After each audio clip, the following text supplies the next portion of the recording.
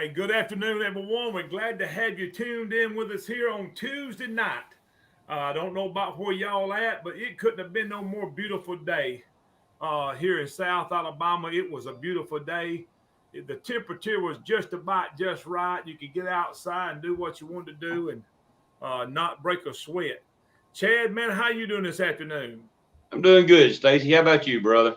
Man, I'm doing good. What did you get into today?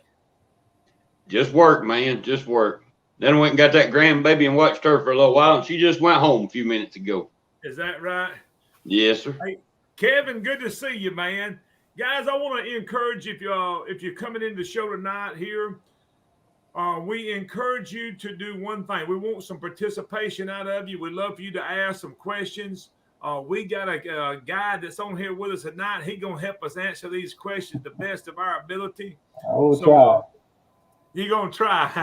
Hey, we're going to see if we can't get something out of him tonight. So, Chris Badgett, good to see you, man. Guys, Wayne Reed in the house. Do what? Wayne Reed's in the house. Easy. I don't. Yes, sir.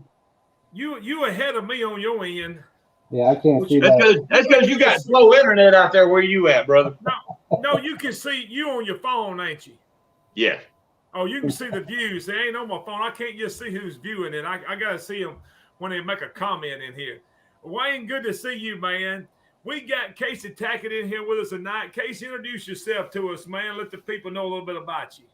Hey, everyone. My name is Casey Tackett. I run Mad Catter's guide service here on Watts Bar, Fort Loudon Lake here in Tennessee, East Tennessee area.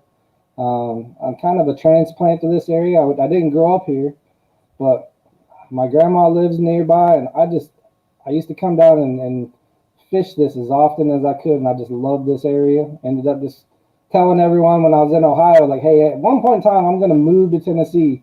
I'm heading there. I'm gonna do it. I'm gonna do it. Everyone's like, yeah, whatever. Here I am, and I love every second of it. I'm down here fishing every day. Couldn't ask for a better place.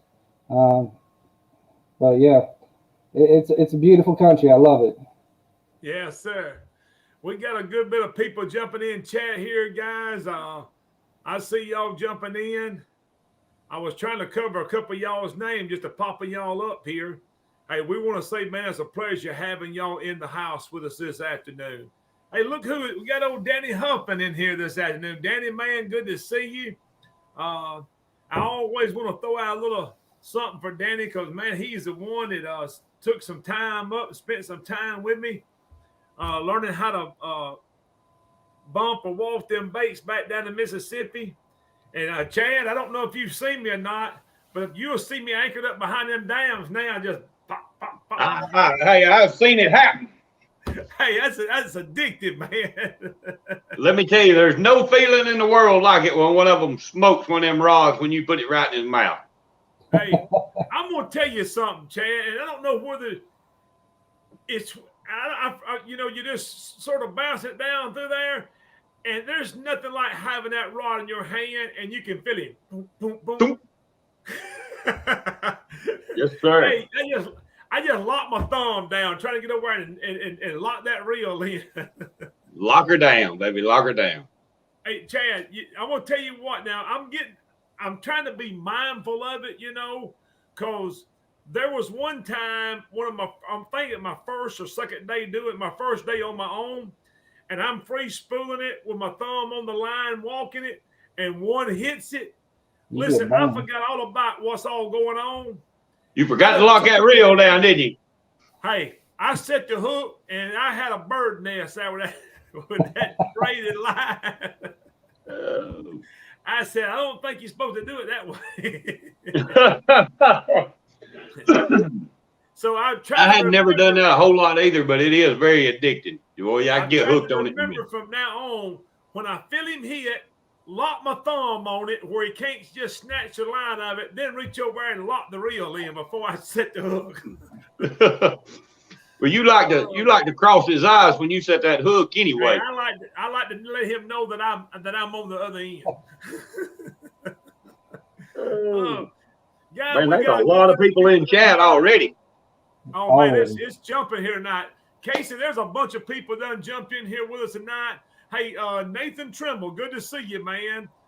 Justin, hey, good to have you in here.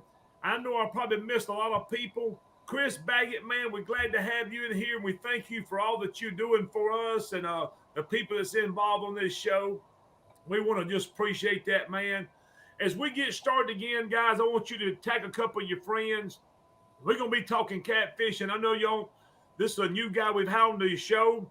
We're going to get into, he's a guide, runs a guide service on Watts Bar. Yes, sir. Watts Bar.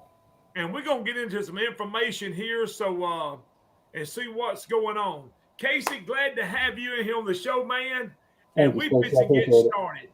And let me say one more time, guys, I encourage you, if you got some questions, make sure you throw them in chat. And Chad is going to be trying to keep up with everything that's taking place here. Casey, as we get ready to start, man, how long you been running your guide service and where's it located at? Tell a little bit of information on that. So I've actually only been running it for a little over a year now. I started it about 7 years ago and thought that we were going to retire here. Thought my wife was going to be done with the military. And the day that she ended up putting in retirement orders, she also got orders to go down to Tampa. And so I ended up having to shut down my business. I was living with my grandma actually at the time until we found a house. And was running the business out of there and then shut down everything. We moved to Tampa and I kind of disappeared for about 4 years and everyone kind of forgot about who I was until I popped up all of a sudden, started putting fish in the boat and they're like, who is this guy? Like, I never even heard of him. And a lot of people in the industry were brand new. I had no idea who any of the new guys were. I knew, all the old people. And so once I started, probably last February, it didn't even kick off till then. And so I've only been going on since February of this year. And you guide their own Watts Bar. Is that the only lake that you work off of? So I do hit up Fort Loudon, but Loudon is more of a recreational lake. So it's really good fishing in the wintertime when none of the other boats are out there. But I predominantly fish Watts Bar or the Upper Chick. I go to Watts Bar Dam and fish about the lower probably 10 miles of the upper 10 miles of the Chickamauga Lake, and but I kind of stay in that little bubble. So I'm fishing, anywhere. I may fish Fort Loudon Dam, I may fish Watts Bar Dam, I may fish anywhere in the middle. But I live here on the main channel at Watts Bar, so I just kind of bounce on over near Caney Creek and run around there, especially in the summertime when I got a bunch of kids that just want to catch fish. They don't even care what size they are. The mud flat across, any of the mud flats here on Watts Bar in the summertime is just hopping with 5 to 15 pound fish all day long. And so it's really close and really convenient for me, and I can take people out and just keep the fish coming over as best I can. Yeah. On your guide service, is there something particular or that you focus on, like trophy fish, or you just go out and just get your clients on fish? So that's kind of seasonal, actually. So in the spring and fall, I try to go for the trophies. I'm one of the only guides here that actually allows my clients to actually do the back bounce and bumping down below the dam. And so I go down to Watts Bar Dam and I teach people how to actually bump behind the dam once they start spilling, or even if they're generating pretty good. I run the new Mad Cat's bumping, or the drift sticks, the dragon sticks, sorry. And so I get to kind of teach them how to go about doing that. And that's even still kind of a newer method for me. I never really did that. I was old school anchor guy. I would go up on the ledges and everything, log jams, whatever, up on the Ohio River where I started, cut my teeth on catfish. And so I've really had to kind of change up my styles, change up my patterns, do things different just to put fish in the boat. And I've been learning that, and I'm not afraid to mess something up, to at least try something new and see if it works. And if it does, great, I add it to my arsenal. And if not, then, I may reattack it later on in a different part of the year. And then if not, I may go, just forget about that and do something completely different. And I just try to stick with what works best. Yes. So, hey, Casey, I'm going to ask this. And you said you do bump some behind the dam. There's a guy that asked a question here. Chris Badgett asked, so when you're bumping, He wants to know, do we use J hooks or circle hooks, or is there something different that you do? Or So that's a personal preference. I deal with a lot of inexperienced catfishermen, so I do circle hooks. That allows the fish to just kind of pull. They just basically hold on to the rod once it starts going, and as it starts pulling down, tugging down, I just have them gradually lift up on the rod, and then naturally set the hook on its own. Now, some of the more experienced guys, they want that feel. They want to know that, you know, they just help that fish straighten out its back and send it to the catfish chiropractor and whatnot. And that's just, you know, it's great. But a lot of these people would miss them. If I had them out there yanking every time they got a bite, they would be, you know, without fish most of the day. Yeah. And so I've learned that if I just have them hold on and feel that tug and feel that jerk on the rod, you know, give it about 2 or 3 seconds of action and then lift up on it, it's the hookup rate for my inexperienced clients is a heck of a lot better. Yeah. And so it's personal preference, really. Yeah, Chad, I don't know about you. I think I do, but Chad, do you use the same hook for everything? Yeah. Yep. And, you know, I used to use that the same hook that you do, that Mad Catter XHD. But I have went to the Dale's 12 circle hook, and it does everything I need it to do, and you don't have to cut it off and change, and you know, so I just stick with that hook. Let them load it up. You'll feel them thump it, and then they'll load that rod up. You just reach over and click it, start reeling, and it's done. Yeah, and I fish with I don't fish with a J hook. I fish with a Mad Catter XHD. I've been fishing it with it probably for 5 years or so now. And it's sort of like a hybrid. I call it a hybrid kale hook. It's something in that neighborhood. But I will tell you that I do the same thing. I'm gonna let that fish load my rod up before and I'm gonna set the hook. But I don't just let him pull and me. No, he loads my rod up before all I'm doing. I tell people all I'm doing is sending the hook to the top of his mouth. That's all I'm doing. And that's what I put on doing with it. But I really want him loading my rod up before I even hit him one time. Yeah, and that's the big thing is especially when you're dealing with people that don't typically. Actually, here's how inexperienced. I had a clients last year. We caught into a 75-pound catfish, and they're like, "Well, is this a big fish?" I'm like, "Hey, yeah, you will probably never ever top this fish." And, you know, have you ever caught anything this big before ever? And they're like, "No." Well, yeah, this is a massive. This is a trophy fish. You know, this is a one to definitely take some pictures of, and you know, you're constantly teaching them how to handle the rod, how to actually just simple basic stuff that we take for granted. A lot of these people that hire guides, you know, they don't fish at all. They just think that it's something unique and different, and you know, it's instead of going to the amusement park or something, they decide they want to go do something different with nature. Right. And so you end up having to start. It's like starting all over with, you know, the very basics. Just even learning how to set a hook or lock it over, or you know, anything really, and how to even hold a rod. And so I love it. You know, it's great. I love being that guy that can help them out and teach them something. It's awesome. I could see if I was a guide, I would probably have my clients with circle hooks. Yeah. No, there's and no I would doubt. be like, hey, I would tell them, when he pulls it down the rod holder, don't even take it out. You just reel down 3 or 4 times, then take the rod holder out and go to reeling on it. We have taken some inexperienced people, and that's what we tell them.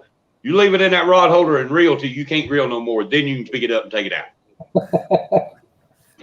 Hey, let me stop. Let me have a timeout right here.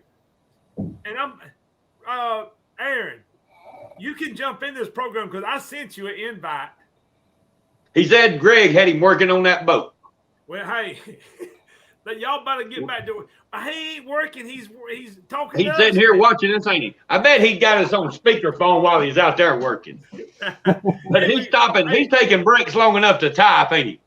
Yeah, Greg's trying to get him to get back to work right now.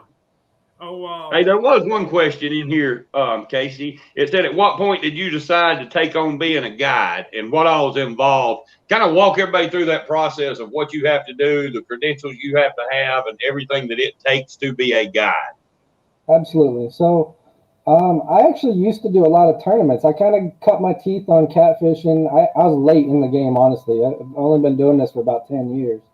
And so I started doing local tournaments up there with Justin Connor, Todd Anderson and Chris Souders and all those guys. We're all kind of in that little southeast corner of Ohio where we go and compete around Gallipolis and Parkersburg and all that. And decided that after a while, tournament was more like gambling. Anyone, you're tossing out money and anyone could go out there and do it. And I was constantly gone. I would go do Monsters on the Ohio. I'm taking a week off to go, stay at the hotel and pre-fish and everything else. And I was away from my family a lot. There wasn't really a ton of stuff local. So if I wanted to go do bigger tournaments, I had to go to Tennessee, I had to go to Alabama, I had to go to Kentucky, and so I didn't like it. I was taking away a lot from my family and losing a lot of money because I really wasn't. I was decent, but I wasn't great at it, and I was still learning, but I had the drive like no other. It was just all I dreamed and could think about every day, and decided at one point, well, what could I do that would keep me at the house and not be gone quite as much? And so then that started the whole journey of me doing, the guiding. I had to get my captain's license. So I had to go clear to Knoxville to actually get into a class to do my captain's license from Ohio. And so I stayed with Grandma, did that. And once you go through that, it's still a waiting period. You got 6-8 months before they even get done with your license to come back and allow you to do that. Plus you have the guide license that you have to pay for the state of Tennessee. There's a lot of expenses that people don't think about. The gear, I'm not allowed to just use regular type 3 flotation devices. I have to have the type 1s with the reflective and the whistle. There's a lot of stuff that people don't take into consideration to be a legit guide on the water. Insurances, everything. It's a lot of stuff that you don't even think about until you're in it, and by the time it's a little too late. So you have to just keep buying stuff, keep following the regulations, keep getting inspected by the Coast Guard and everyone else.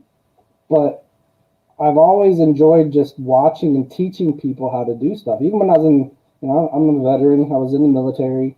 I ended up being a supervisor of troops, and that was part of my job, was to make sure that they were trained well and help them out with any family issues and, money training and teaching them how to even just write checks and manage their bank accounts and all that stuff. So it's just been kind of like an ongoing thing for me to just keep that whole teaching thing into my life in some way, shape, or form. And once catfishing got a hold of me, man, that was it. It was done. That was my thing. I knew exactly this is the path that I'm going. I don't care what it takes. I'll be out there every day if I have to.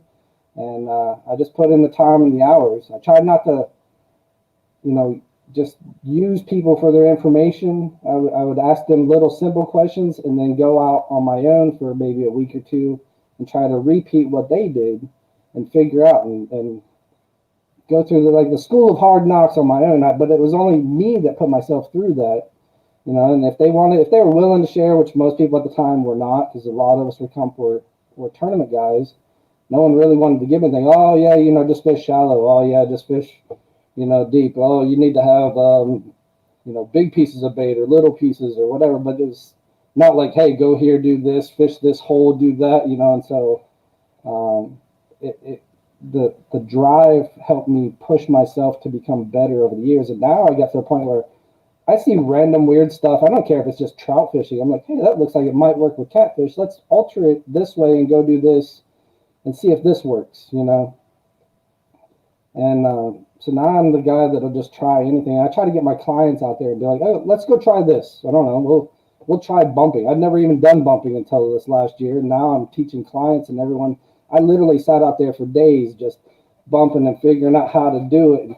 And then I learned that with clients, I have to go with a little bit heavier sinker. So I think, I may end up going with a 6 ounce to allow them to feel that bottom, because not everyone can feel it. And so then you have to go with the heavier sinker, and makes a bigger thud. And then once they get that feel, then later on I can downsize them down to a 3, 4 ounce, whatever it may be, get them down to the size that they need to stay in the current. Then they start getting that feel, and they can get that flow going. And honestly, I've noticed that a lot of my female clients are the ones that pick it up faster than the guys. They have a more sensitive hand. They can feel that sinker as soon as it touches. They're just on it nonstop, and they start reeling in fish. And the guys are like, "What are you doing? Like, how are you pulling in all these fish?" And they're getting beat by their significant other or their daughter or whatever. And it's awesome. I love it. Hey, let me ask you this, because I know how I am, and I don't do no guide service. I mean, we have carried some special need people out, fishing, and some young boys, and that was their dream to catch a fish. The pressure. Do you feel pressure on you, man, when you got clients with you? I put pressure on myself. My wife she will be the first one to yell at me. The only one putting pressure on you is you. They don't expect it. They know that there's days where you go out and you may not catch nothing. You put pressure on yourself to make sure that you absolutely have. And I'll keep going. The one thing that I can give to somebody, say they paid for a half-day trip and the fish aren't biting.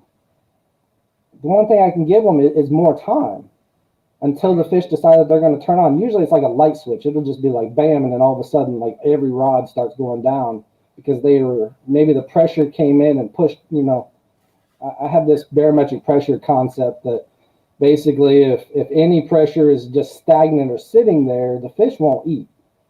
But as soon as that pressure starts moving, I don't care if it's going up or down or whatever, then it'll release that tension off of their stomach and allow them to chew, and it'll be like a light switch, and all of a sudden they just go nuts. And then maybe the pressure comes back down, shuts them back off again. But for like 45 minutes, we may have been 15 fish deep into the boat, where the previous 4 or 5 hours we might not have even put a fish in.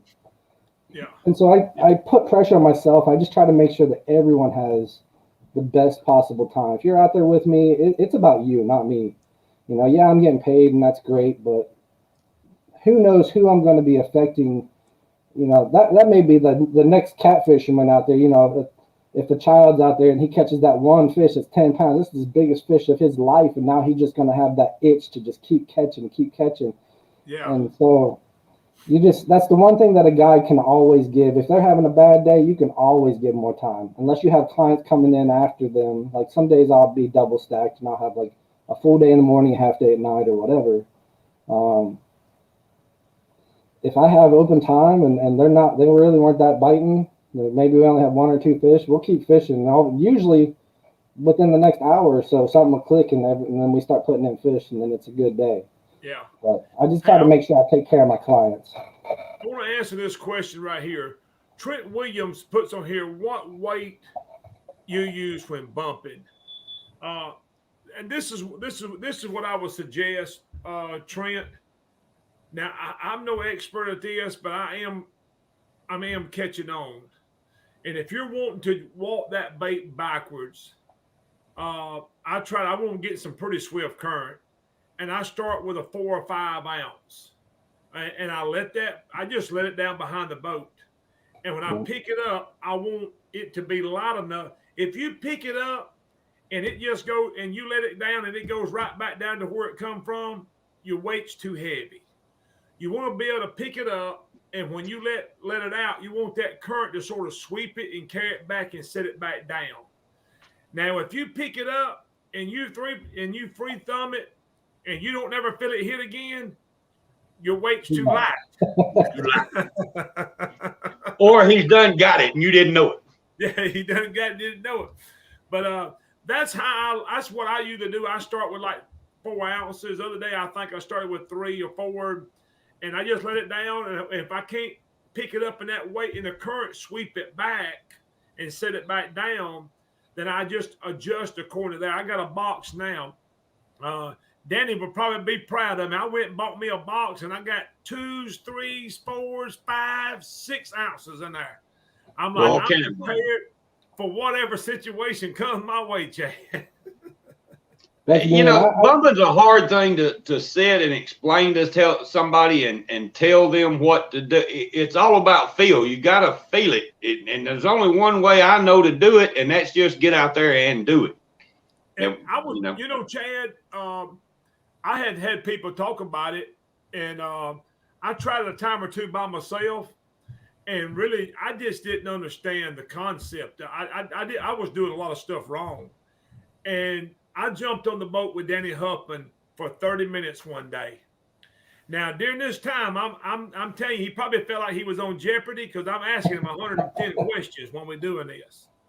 But it didn't take me but a minute. I started to understand the concept of it, and I'm like, I just need to work on this now. Yep. So, and he helped me out sharing a lot of different techniques.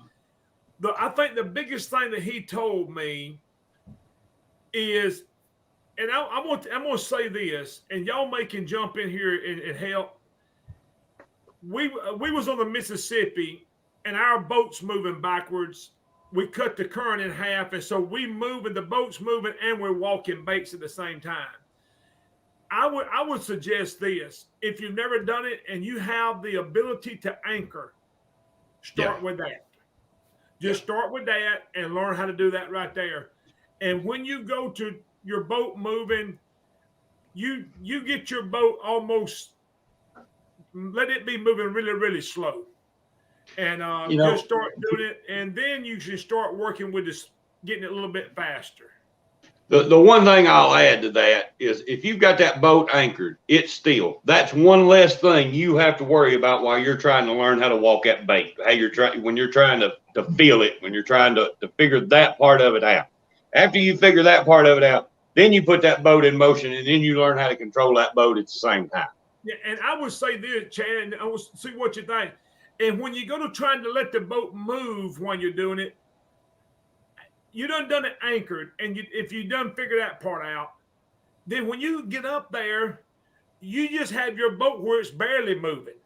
Just barely moving. Instead of maybe doing the current, say if it's 4 miles an hour when you're trying to break it to 2, and you're trying to let your boat move 2, put it where your boat's moving like 0.8 or 9, and it's really slow. And you're gonna be better at that.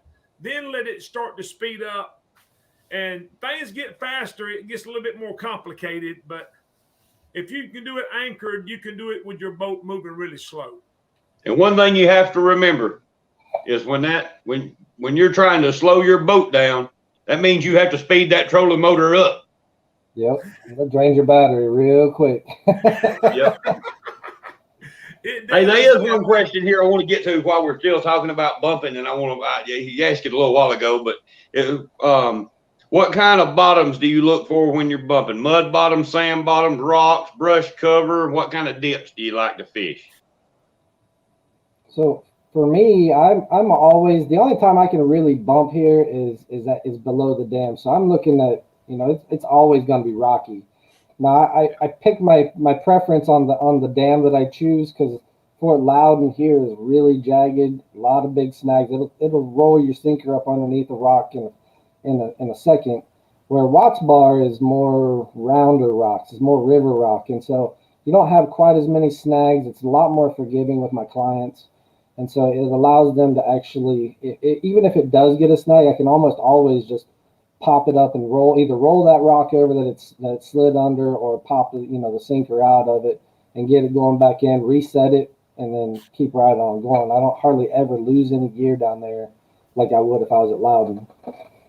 Chad, you know what? One of the things that I've done, and hey, this ain't been 6 months. It ain't even been that, has it? Just a couple of months that we've been working on this. But one of the things that I've done, I ain't gonna be in no treetops bumping. Now I don't mind rocks, but I just start. And if I went out there today, if I feel like I'm in a place that may have some fish in it, and I'm going to just get out there, I'm going to pull up in the river, and I'm going to put the trolling motor down, and I'm going to bump a line. I call it just bumping a line down to there. If I don't catch anything, I'm going to pull back up. I'm going to move my boat over a little bit, and I'm going to do it again. And when I get through in the next 2 hours, it's going to look like somebody dumped a bowl of spaghetti out on my chart, because all you're going to see is red lines going. And I'll look back at it and say, I've covered this whole thing. I've covered from 40 foot all the way over to the edge, and I'm like, he can't be here. If he's here, he just didn't bite. But I try to create a pattern, you know, and if I feel like, hey, we bumping them on that one line and we caught 3 on it, I'm coming back up and I'm getting right back on that same line. I'm going back down to there again. Hey, Chris. Chris Badgett is asking me what part of Ohio I was from. And so I grew up in Coshocton County, and then I kind of moved away with the military and ended up down in Athens, Ohio with my wife. She was a ROTC recruiter down there at Ohio University. And so that's where I was, right next to the Ohio River, less than probably 2 miles away from it, and I could put in at any time I wanted.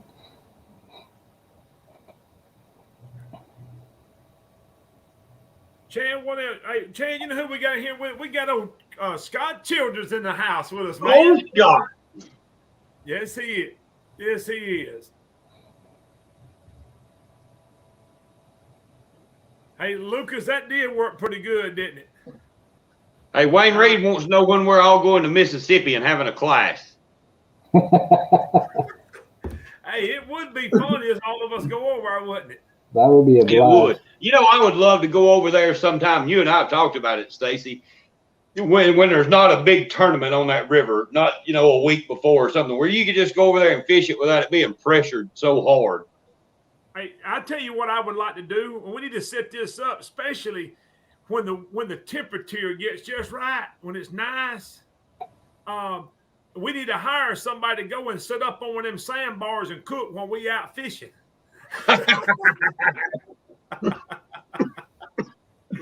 Oh, that would be fun, and we need to set up a trip all go over there when it's not one of them tournaments going on. And one thing that I've noticed, I was impressed with this at the Mississippi River Monsters.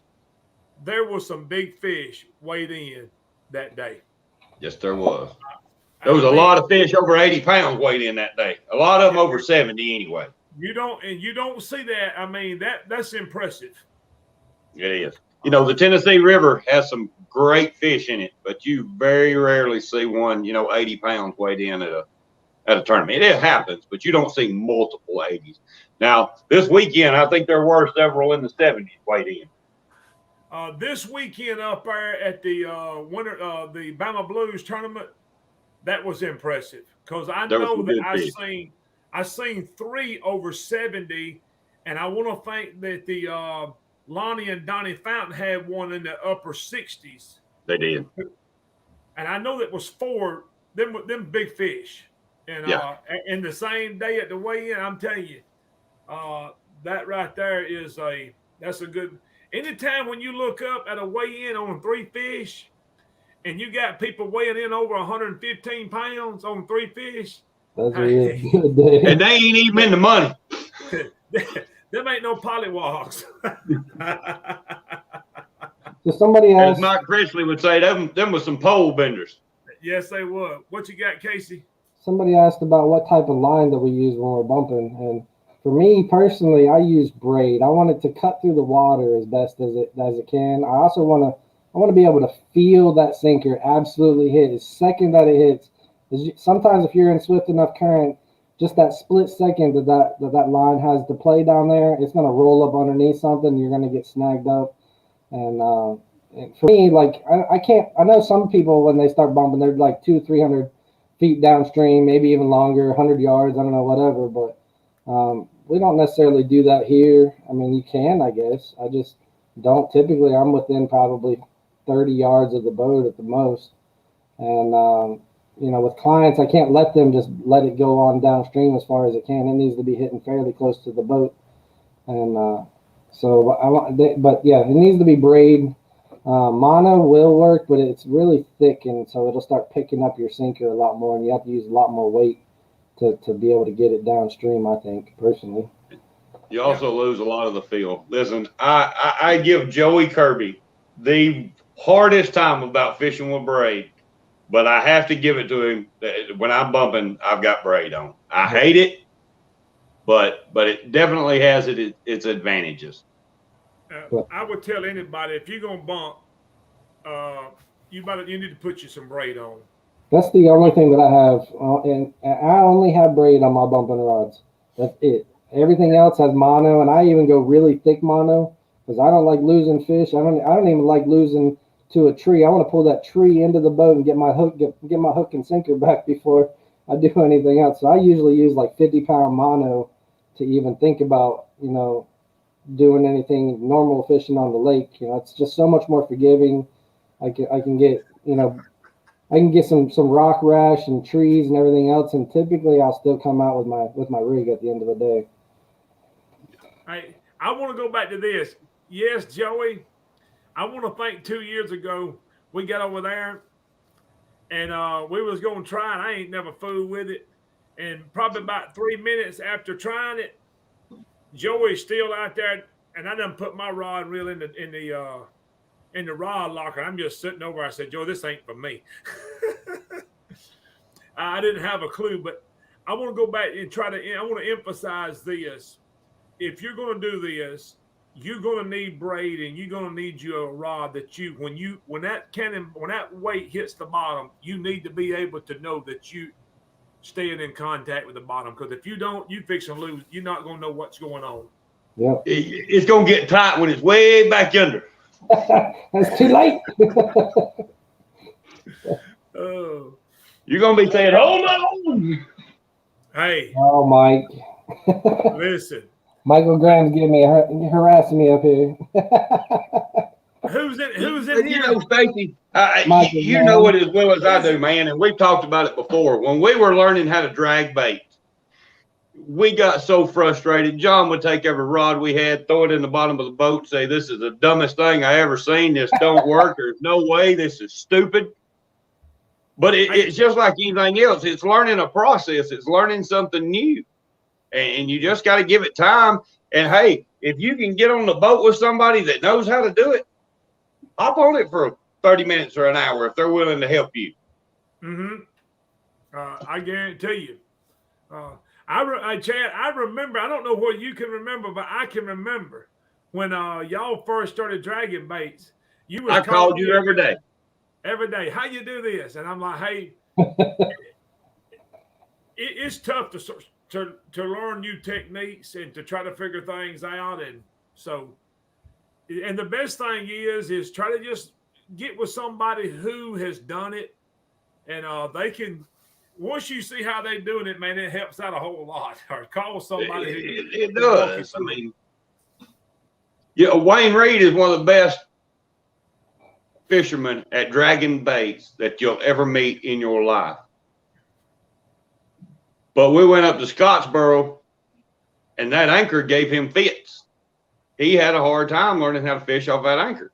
In just a few minutes, I told him a couple things to maybe try, and I think he put a 56-pound flathead in the boat in just a few minutes. Dang, that's nice. Yeah, old Wang and old Robin East. Let me tell you, if those dudes are dragging baits on Wheeler, you better bring your A game because they're going to strap your legs. They're going to strap your legs and make you like it. I don't know if Robin fishes any other way.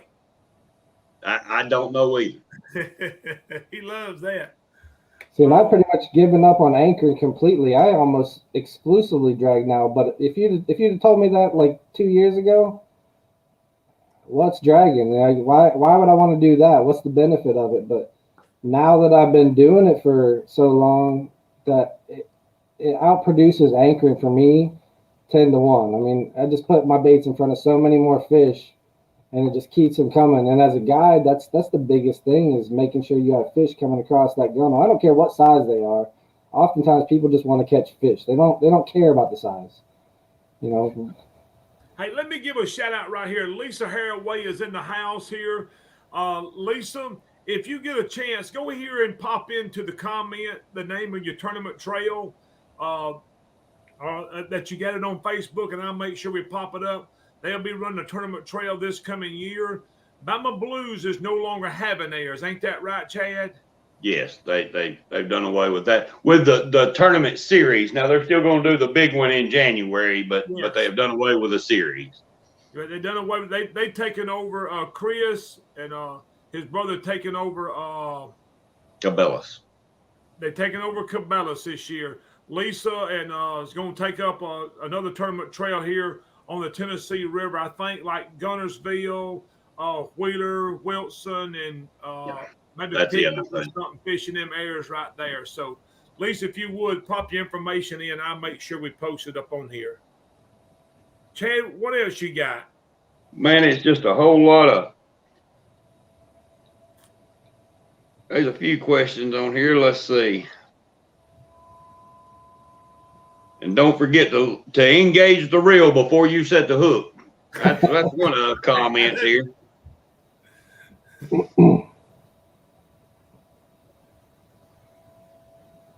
I want Lisa to teach me how to fish MRM.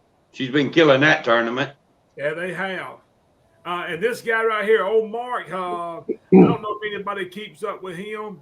He said he's headed to Wilson Lake Monday, Bama bound. And this guy right here, when he comes, I don't know right where he lives at, but I've been keeping up with him now for a while, and man, he catches some good fish. Good to have you in with us this afternoon, Mark.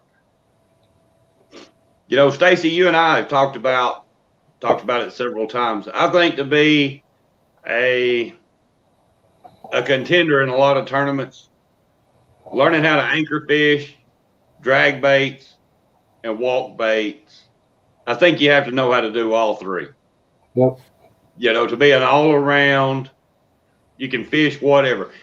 Stacy and I talked about it. He said, now that I've learned how to walk baits, he said, I don't think there's any body of water that I can't fish.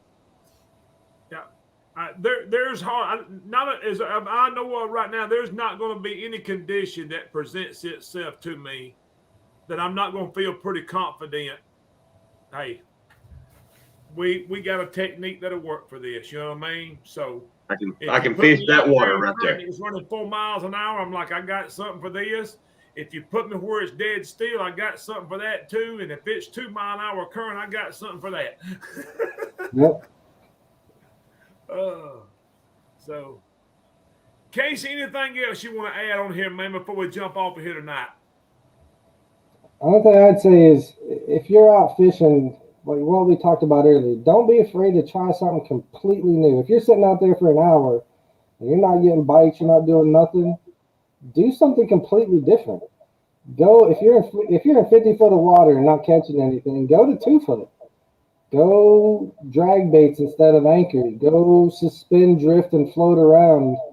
You know, don't be afraid of going to the places where you don't think that there's going to be fish, because I guarantee you, which is what we were talking about earlier, I just get bored and start dragging down the middle of the lake in the middle of the channel, and I'm picking up really good fish. Why?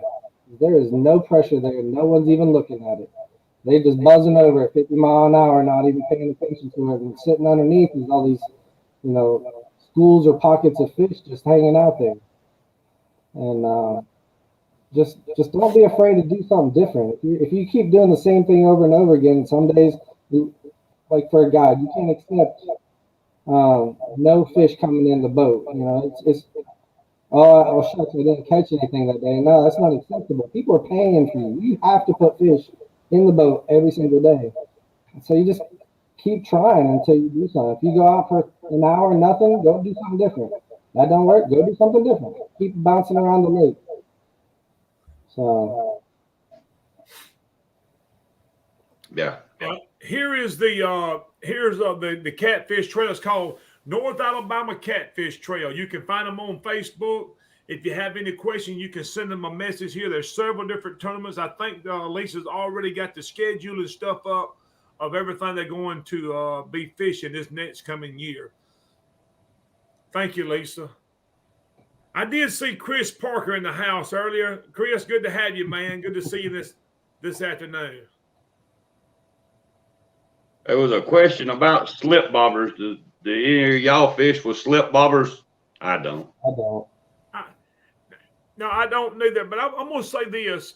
We was talking about dragging baits, anchor fishing, Suspending baits too. Yep. Hey, it's probably the most underestimated. Nobody ever talks about it.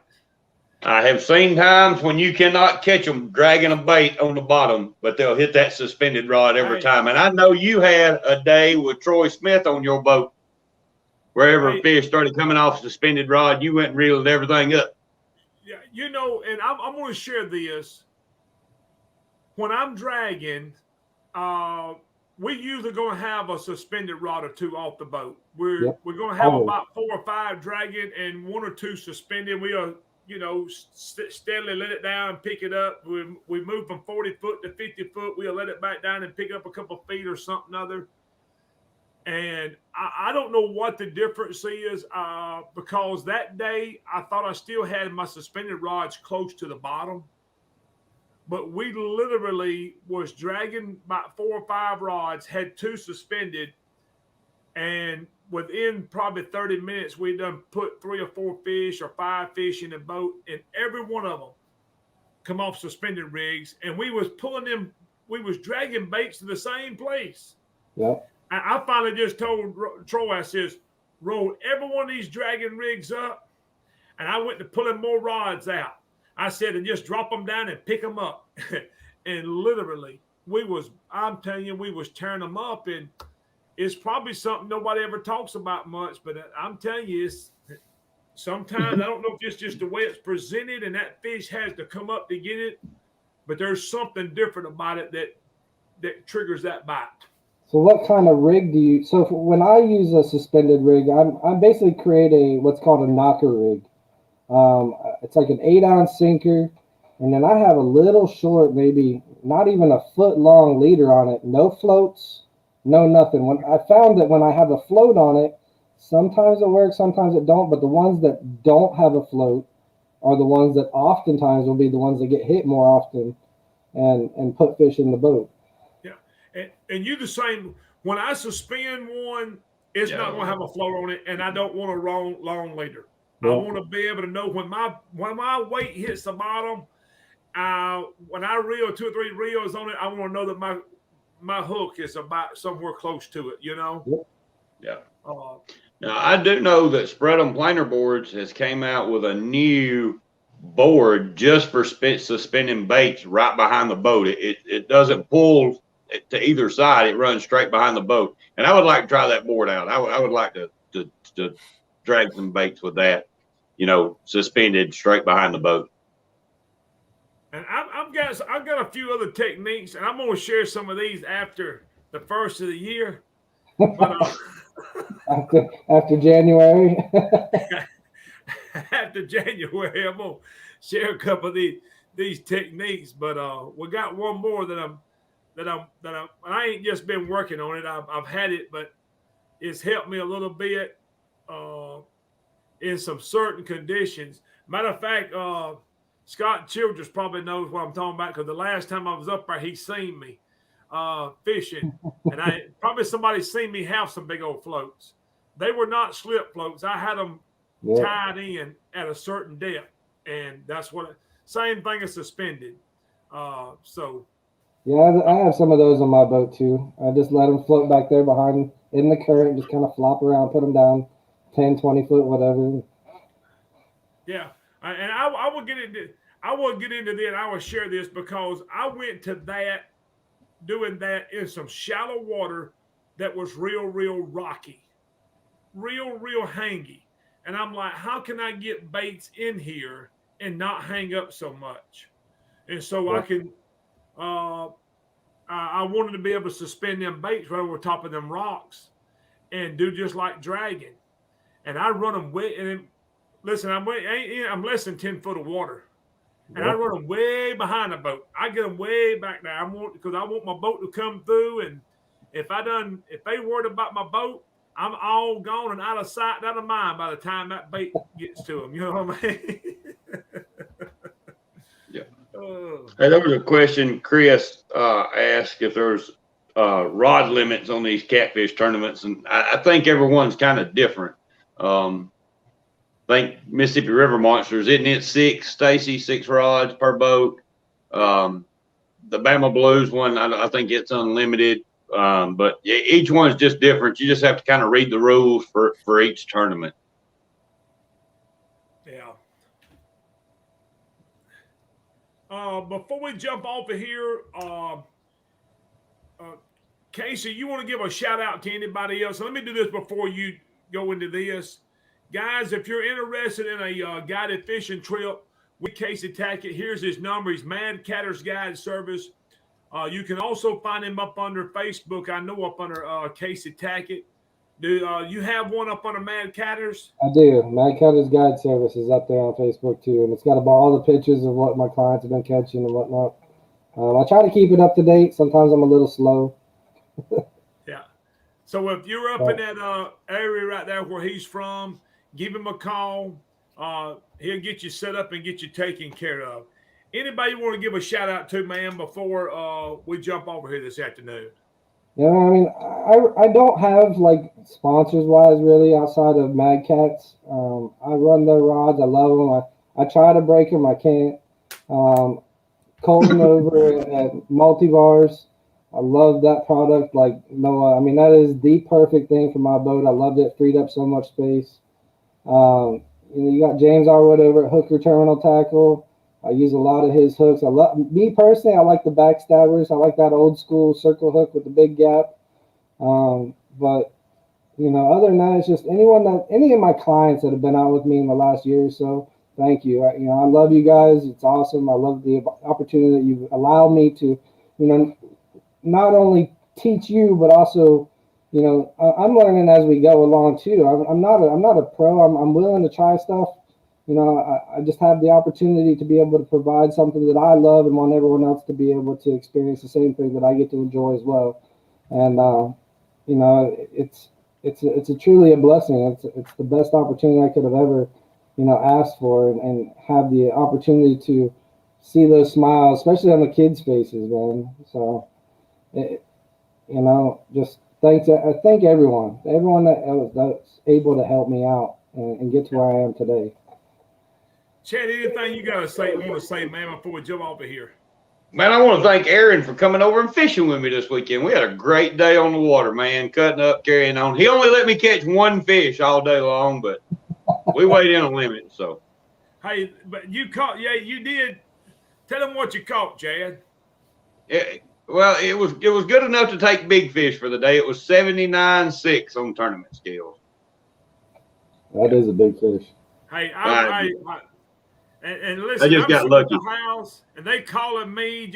I'm like, man, we got one here in the live well, and they sent me I said, turn. I think Aaron had called me or something of the first. I said, hang the phone up and video chat me back. And I said, FaceTime me or something other. I said, I want to see it. And when he put his hand down behind his dorsal fin, I'm like, oh. I think I made a comment when the fish's dorsal fin is big as your hand. I'm like, that's a pretty good size. We had fun, man. It's not about catching fish. It's just about going out and having a good time, hanging out with Aaron. We had a blast, man. Yeah. I want to close with this afternoon. We just got through having Thanksgiving and celebrating that. And in the book of Psalms, if you've never read this, just pick it up sometime. You're going to be encouraged by this right here. I want you to listen to what it says. It says, bless the Lord, O my soul, and all that is within me. Bless his holy name. Bless the Lord, O my soul, and forget not all his benefits. The Lord has been mighty good to us. I want to thank y'all for tuning in with us. May the blessings and the favor of the Lord continue to be upon y'all's life, and we will see y'all again next week here. Thank y'all. Thanks for having me on there, Stacy. I appreciate it.